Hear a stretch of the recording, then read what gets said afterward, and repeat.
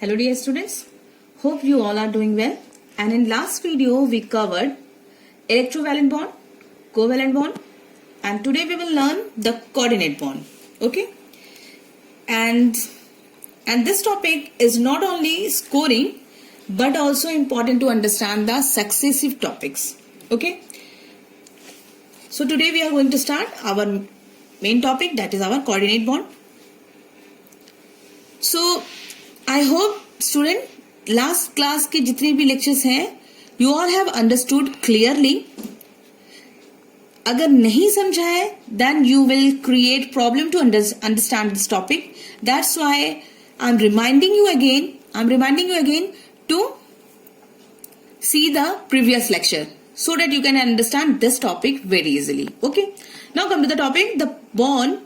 Coordinate bond, whom we call the coordinate bond. First of all, try to understand the definition and just try to understand along with the comparison so you can easily understand. Coordinate bond, the bond formed between two atoms. The bond formed between the two atoms by a pair of electrons provided entirely by one of the combining atoms is called a coordinate bond or dative bond. क्या है ये exactly में coordinate bond वो bond है जहां पे दो atom के बीच में बॉन्डिंग हो रही है. ठीक है, दो atom, both the atoms are forming a bond, but जो कंट्रीब्यूशन है, the contribution is showing by only one of the atom and another atom is only accepting the electron from the first one. Okay, as we can see in the example that this A plus B, ठीक है, suppose ये A reaction नहीं है, just it is combining. How it is combining? ठीक है, A it has 8 electrons and B has 6 electrons. ठीक है, अब ये इन दोनों के बीच में how they will share the electron, how they will form the bond. Okay, A के पास 8 electron है and B has 6 electron. अब यहां से क्या हो रहा है कि these two electrons are shared by the A. ठीक है, ये एटम क्या करेगा, अपना दोनों इलेक्ट्रॉन को इसके पास देगा शेयरिंग करने के लिए, and after that they will form a bond. Just have a look, देखो ये शेयरिंग किया एंड आफ्टर दैट ए के पास, अब शेयरिंग करने के बाद में ये ए भी क्या कर रहा है, ऑक्टेट को फॉलो कर रहा है, and this B is also now following the octet rule. 2, 4, 6, 8, इसके लिए 8 हो गया. ठीक है, ये ऑक्टेट को फॉलो कर रहा है. Now for this B atom, ये भी 2 to 4, 5, 6, 7, 8 हो गया ये. Now both are following the octet and now they are stable. Okay, and the atom which is sharing its electron, ठीक है, जो complete transfer कर रहा है, complete transfer not, it is transferring but forming a bond. तो यहां पे क्या हो जाएगा, it is donor atom, it is called as donor atom. Okay, and the B which is accepting the electron, that is called as acceptor atom. Okay, और ठीक है, और ये अब बन गया हम लोग का अपना एक कंप्लीट मॉलिक्यूल. ठीक है, मॉलिक्यूल एंड द बॉन्ड, ये जो बॉन्ड है, the bond is called as dative bond and the bond is represented by arrow. ये एरो से रिप्रेजेंट किया जाएगा ऑलवेज. अगर कहीं पे भी wherever we see this symbol, it means it is showing, it is representing the dative bond. Clear? तो A, it means A is sharing its both the electron to the B. It means कि ये अपने दो electron को share कर रहा है, दो इलेक्ट्रॉन को क्या कर रहा है, शेयर कर रहा है. ठीक है, और इनके पास वैकेंसी है, इसके पास है नहीं इलेक्ट्रॉन, दैट्स वाई वो क्या कर रहा है, इनसे क्या कर रहा है, शेयरिंग करके एक बॉन्ड बना ले रहा है, and the bond is just like this. Okay, so definition लिख लो. डोनर एटम की डेफिनेशन क्या हो जाएगी, donor atom, the atom which which donates a pair of electrons is referred as donor. Okay, वो डोनर हो जाएगा. और एक्सेप्टर क्या हो जाएगा? A coordinate bond acceptor.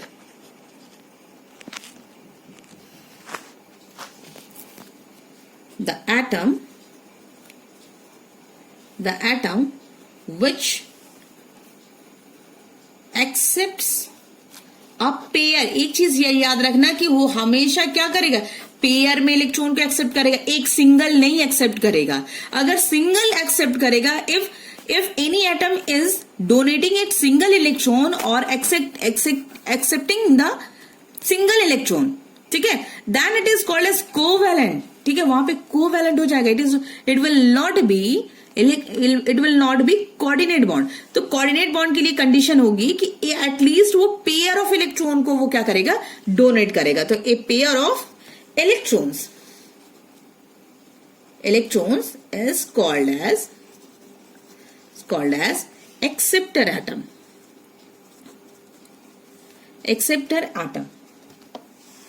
ठीक है. और कोऑर्डिनेट को बॉन्ड को we will represent in this form. हम लोग किससे रिप्रेजेंट करेंगे? We will represent through this line. This is it represents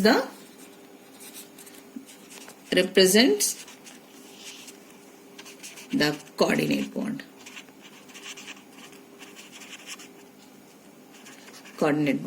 I think I make myself clear. Now come to the condition for the formation of coordinate bond. Okay, next subtopic is condition for the formation of coordinate bond. The first condition is one of the atom must have at least one lone pair of electron.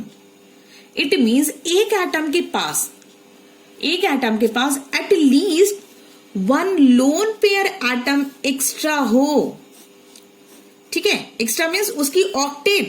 It means octet of that element will complete. Octet must complete. उसकी octet complete हो कम से कम, तभी तो वो electron को वो क्या कर सकेगा? शेयर कर सकेगा.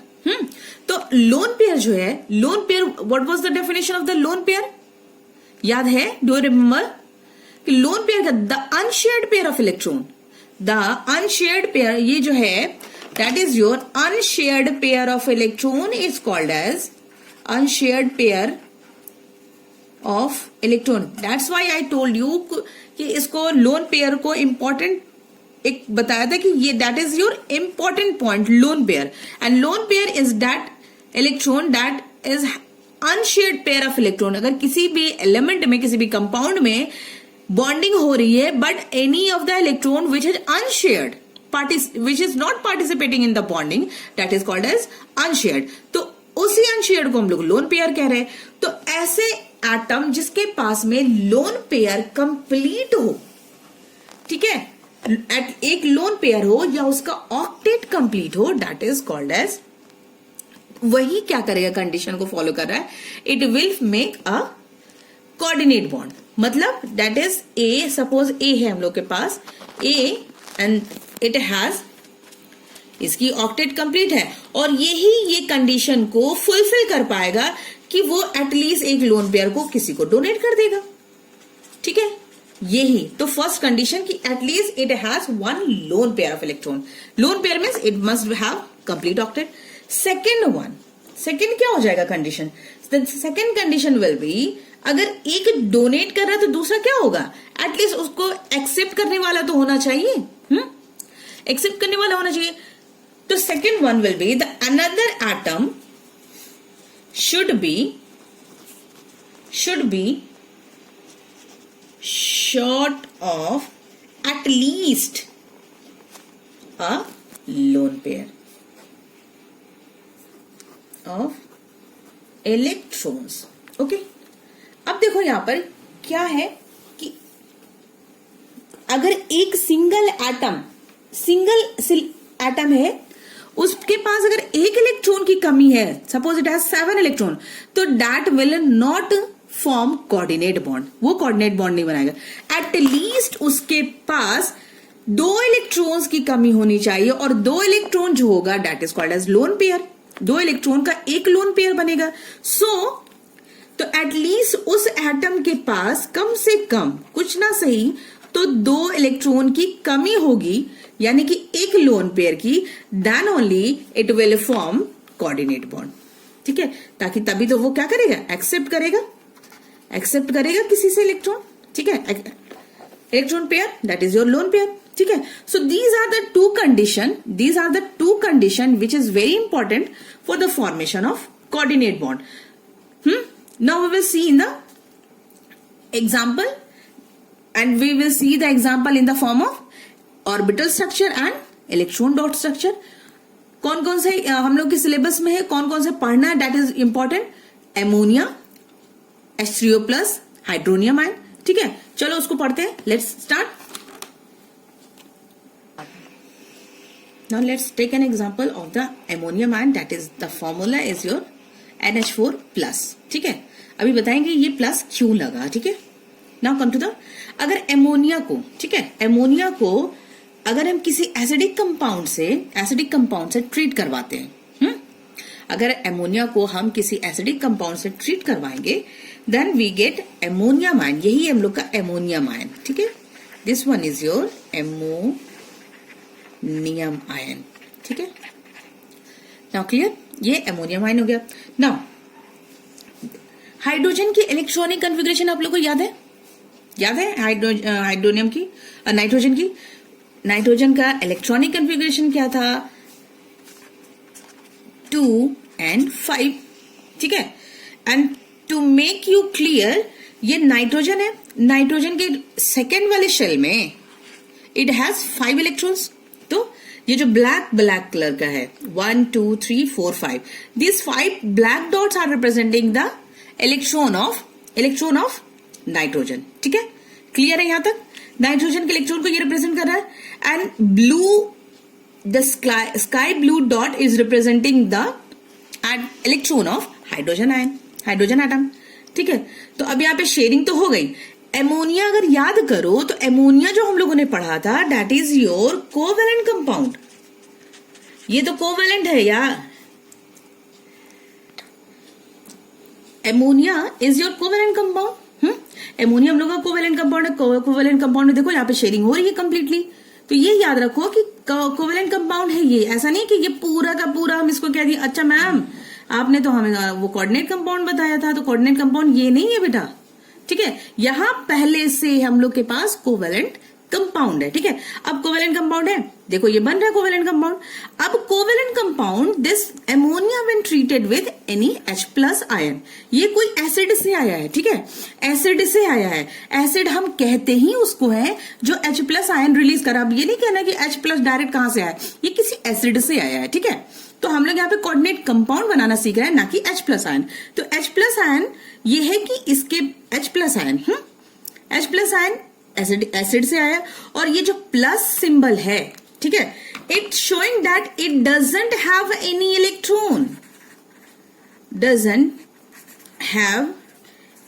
इलेक्ट्रॉन, इसके पास एक भी इलेक्ट्रॉन नहीं है। क्यों? क्योंकि हमें पता है कि हाइड्रोजन के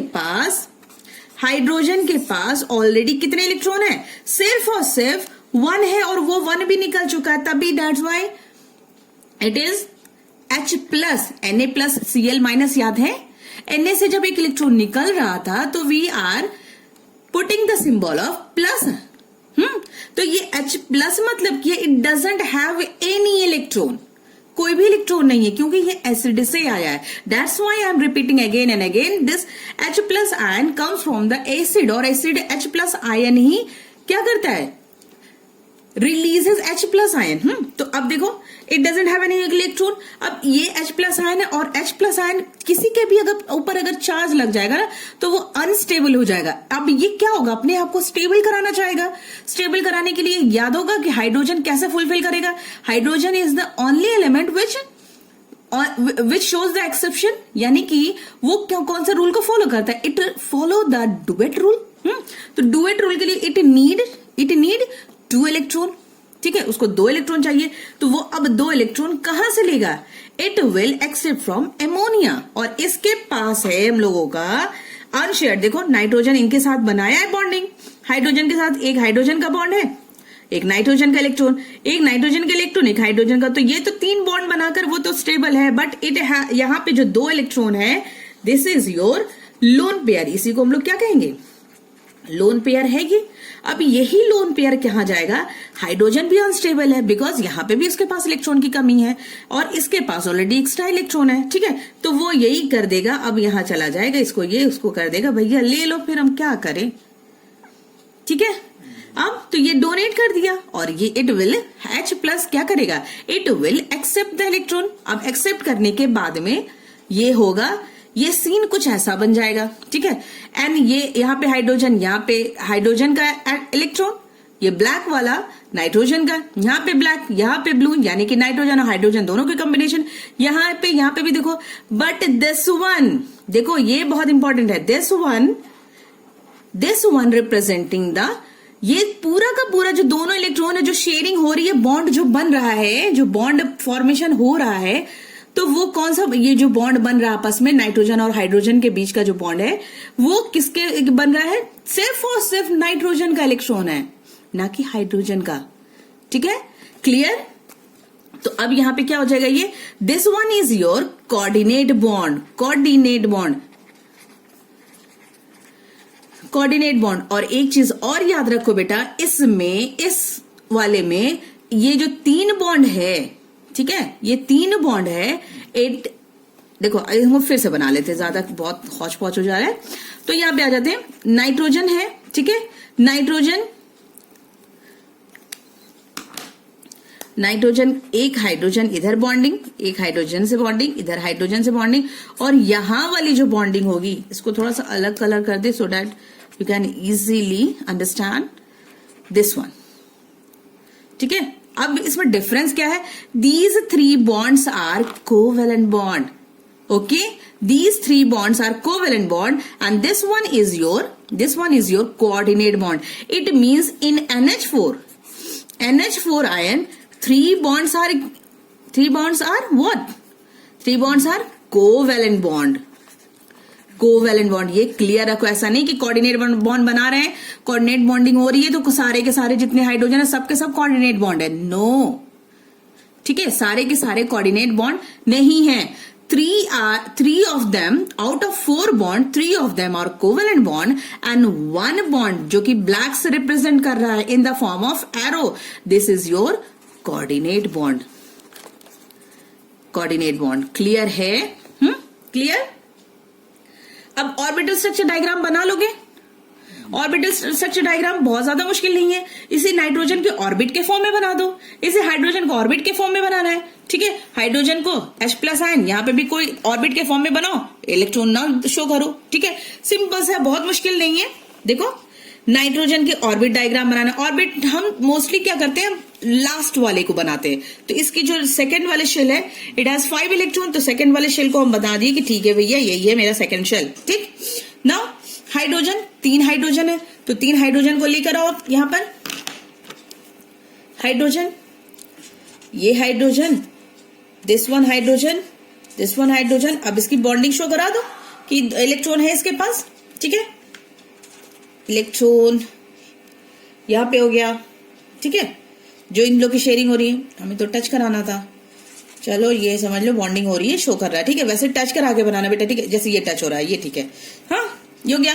और इसके जो 2 इलेक्ट्रॉन है, इसके क्योंकि कितना है, ये 2 यहाँ पे खाली है ना, अनशेयर्ड पेयर इलेक्ट्रॉन, अब इसके साथ ये तो हो गया, ठीक, अब हाइड्रोजन के साथ कंबाइन करा दो, हाइड्रोजन को कंबाइन करा दो, ये हो गया हाइड्रोजन, और कोई भी इलेक्ट्रॉन ना शो कराओ, ठीक है, फिर नेक्स्ट स्टेप पे क्या हो जाएगा, सबको कंबाइन करा दो, वेरी सिंपल, ये हो गया नाइट्रोजन का, और हाइड्रोजन को अलग कलर से बना दो, हाइड्रोजन, ये यहां से अटैच हो जाएगा, and this hydrogen will attach from this side, and this hydrogen will attach from this side, और यहां पे भी हाइड्रोजन अटैच हो जाएगा, but we will represent from different colors so that we can, ये 2 इलेक्ट्रॉन इससे, ये 2, 2 to 4, 5, 6, और ये देखो इससे जो ये हो जाएगा कोऑर्डिनेट बॉन्ड, तो नाइट्रोजन का ये हो गया ना, ऑक्टेट रूल फॉलो कर लिया ना, ठीक है, ऑक्टेट रूल फॉलो कर रहा है, ये हाइड्रोजन डुएट रूल फॉलो कर रहा है, हो गया. And this one is your NH4 plus ion, that is your NH4 plus ion, that is your ammonium ion. Clear. और ये दोनों क्या है, this one is your lone pair, lone pair. Clear. Now your homework is to draw the diagram of hydronium ion. Draw orbital structure diagram, orbital structure diagram and electron dot structure of hydronium ion H3O plus. ठीक है, you have to draw the structure, orbital structure and electron dot structure for the hydronium ion. Okay, now come to the next subtopic.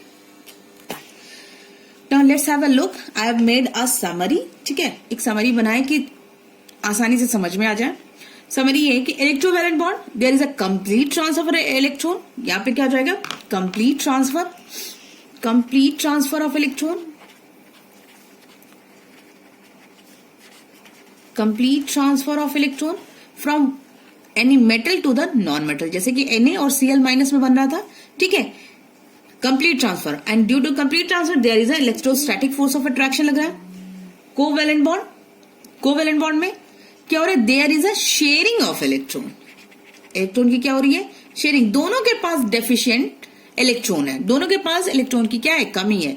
तो that's why they are sharing their electron, sharing of electron.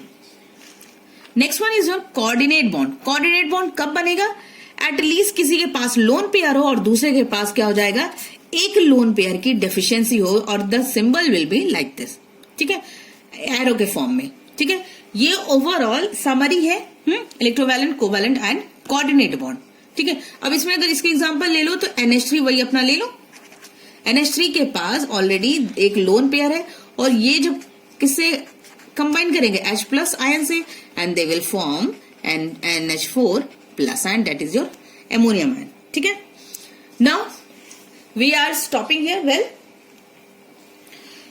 I am stopping here now, and we learn today the coordinate bond, and in next class we will learn about the electrolysis. Okay, next class we will start the new chapter, that is our electrolysis. So don't miss the homework and revise your lesson, and we will meet in the next lecture. Until then, stay safe, stay home. Goodbye.